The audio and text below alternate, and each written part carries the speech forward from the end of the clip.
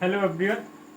देखिए एक्सरसाइज 7.2 के जो क्वेश्चन है इंटीग्रेशन की उन्हें समझते हैं। देखिए पहला क्वेश्चन है 2x अपॉन 1 प्लस के एक्स स्क्वायर।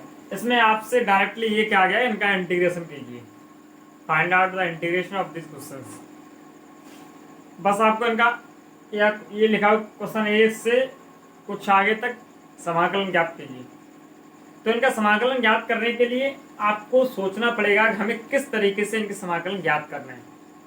हम किन तरीके से, जैसे पहले वीडियो में हमने बताया था, बेसिकली उसका अंदर इंटीग्रेशन का मल्टीप्लाई कर रहे हैं, डीएक्स को साथ लेकर उसका इंटीग्रेशन कर दे रहे हैं।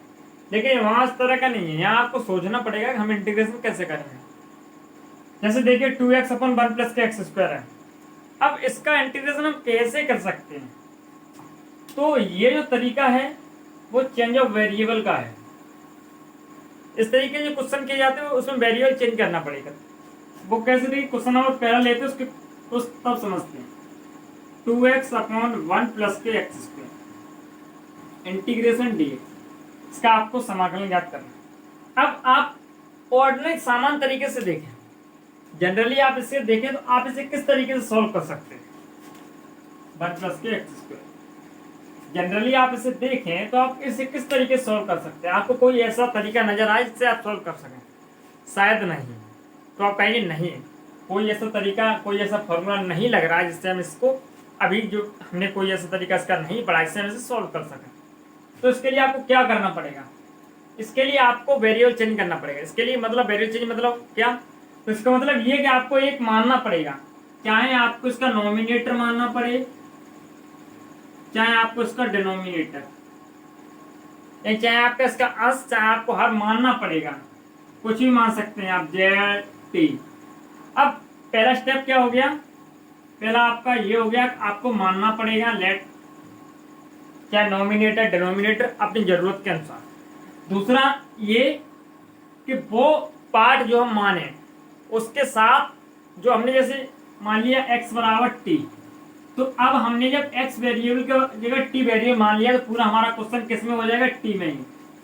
यानी कि हमें जो माना है उसका हमें डिफरेंशिएशन करना पड़ेगा और जो पूरा अपना वेरिएबल है जो मान लिया उसमें लाना पड़ेगा। यानी कि पूरा क्वेश्चन एक वेरिएबल में सॉल्व करना पड़ेगा। जैसे यहाँ x अभी सॉल्व कर रहे हैं, इसे x dx बराबर dt, x dx बराबर, तो वहां जब मान लेंगे या जब t मान लेंगे तो हमें सॉल्व करना पड़ेगा t dt बराबर इस तरीके से। यानी पूरा वेरिएबल कंप्लीटली चेंज हो जाना चाहिए। हम पहला मानेंगे, अपनी जरूरत के अनुसार मान लेंगे, फिर उसका डिफरेंशिएशन करेंगे और अपना वेरिएबल एक फॉर्म में लाएंगे। यानी कि दो वेरिएबल नहीं होने चाहिए, एक ही रहना चाहिए। जैसे x है तो x, y है तो y। देखिए अब यह क्या करेंगे, देखिए हम यहां से देख सकते हैं, यदि हम क्वेश्चन को सॉल्व करें और फिर तो हम करेंगे लेट, नीचे वाला हर को मान लेंगे 1 प्लस के एक्स स्क्वायर बराबर टी। जब t मान लिया तो ऊपर हमारा क्या है? 2x। 2x कैसे आएगा? यदि हम इसका डिफरेंशिएशन कर दें तो हमारा क्या आ जाएगा? t मिल सकता है हमको। देखिए कैसे, जब इसका डिफरेंशिएशन करेंगे तो 1 का 0 प्लस के 2x का एक्स स्क्वायर का 2x किसके रेस्पेक्ट में कर रहे हैं? x के में। तो 2x equal to dt by D X. 2x x के रेस्पेक्ट में कर रहे हैं तो यहाँ हो जाएगा dt by D X equal to t का क्या हो जाएगा? dt by D X. यदि हम इसका x के रेस्पेक्ट में, हमने ये मान लिया 1 प्लस के एक्स स्क्वायर बराबर t, यदि हम इसका x के रेस्पेक्ट में डिफरेंशिएशन कर दें तो क्या होगा? 1 का 0 एंड एक्स स्क्वायर का 2x और t का क्या होगा? dt by D x. तो इसे हम क्या लिख सकते हैं? 2x dx का सब मल्टीप्लाई करेंगे, 2x dx बराबर dt।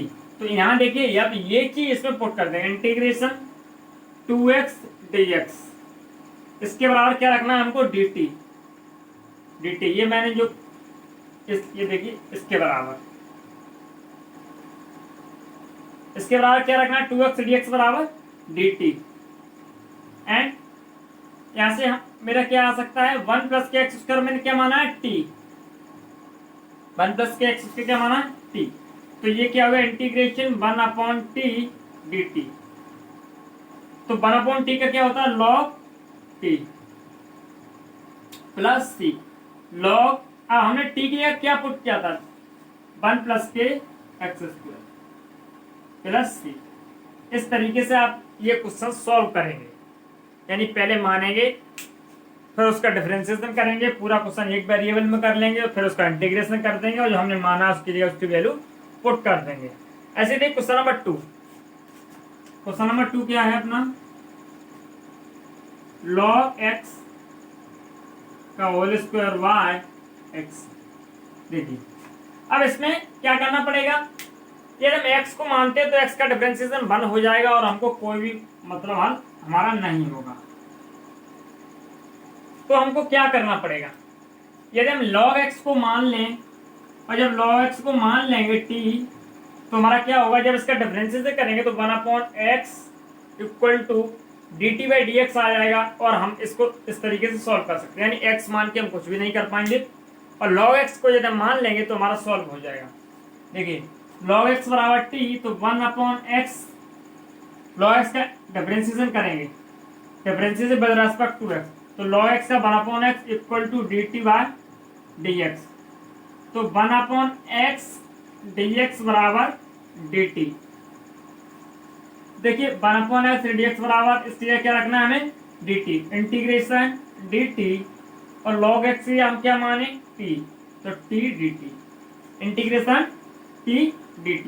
तो इसे x पावर n से सॉल्व करेंगे तो t square by 2 plus c, तो t की जगह हमें क्या पुट करना है log x, तो log x का whole square by 2 plus c, ये इसका हो गया सॉल्यूशन।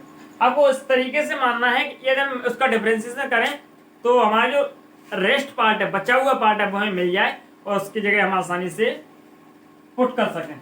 चलिए सॉल्व करते हैं नेक्स्ट क्वेश्चन। देख क्वेश्चन नंबर 3, 1/x प्लस के x log x। देखिए इस क्वेश्चन में क्या करना पड़ेगा, इस क्वेश्चन में हम डायरेक्टली कुछ मान नहीं सकते, तो हमें वो रूप बनाना पड़ेगा जिससे हम कोई चीज मान सकें। तो 1/x हम क्या सॉल्व कर सकते हैं, यहाँ से x कॉमन ले सकते हैं, तो 1 प्लस के log x इंटीग्रेशन dx। तो अब देखिए हम क्या करें, हम x को नहीं मान सकते क्योंकि x को मान के हम log 1 प्लस के log x नहीं ला सकते। यदि हम 1 प्लस log x मान लेंगे, यदि हम 1 प्लस log x मान लेंगे तो हम अपने x ला सकते हैं, क्योंकि जब 1 प्लस log x का डिफरेंशिएशन करेंगे ये आपको अपने दिमाग में विजुअलाइज करना पड़ेगा, सोचना पड़ेगा इतना आगे तक काम क्या करें तब क्या होगा।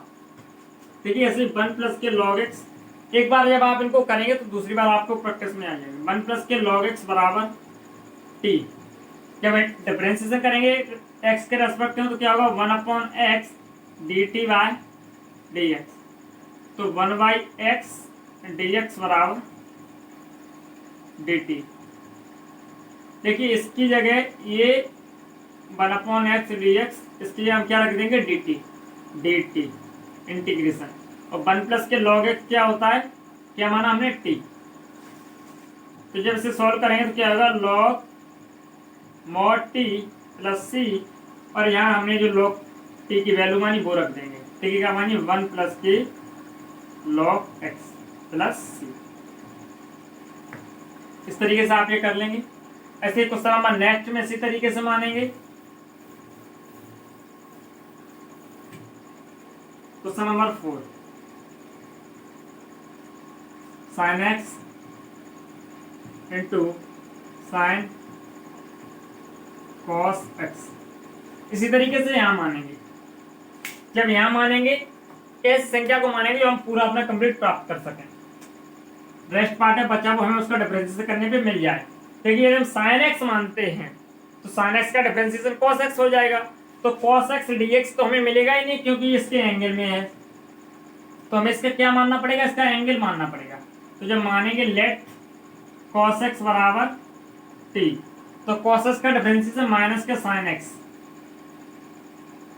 dx बराबर dt, हम डायरेक्ट कर दिए एक स्टेप, आप अब समझ गए होंगे। यहाँ से इसके अंदर मल्टीप्लाई कर देते हैं, यदि हम इस माइनस को उस साइड भेजते हैं, साइन एक्स डी एक्स बराबर डी टी, यानी कि ये और ये मिला के क्या आ जाएगा, डी टी।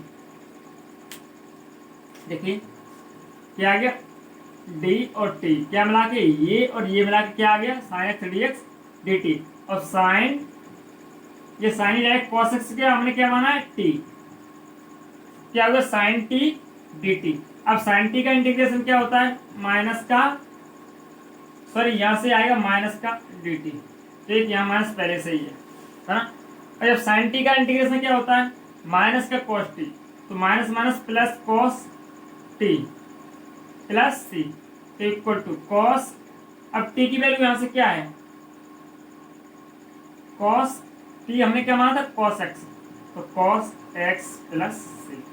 इस तरीके से आप ये क्वेश्चन सॉल्व कर सकते हैं। ये क्वेश्चन है, इसमें आप क्या करें, 2 का मल्टीप्लाई और 2 का डिवाइड, तो 2 साइन ए कॉस ए, तो क्या आएगा 2 साइन, सॉरी साइन 2 ए का फॉर्मूला, साइन 2 ए एक्स प्लस के बी बाई 2।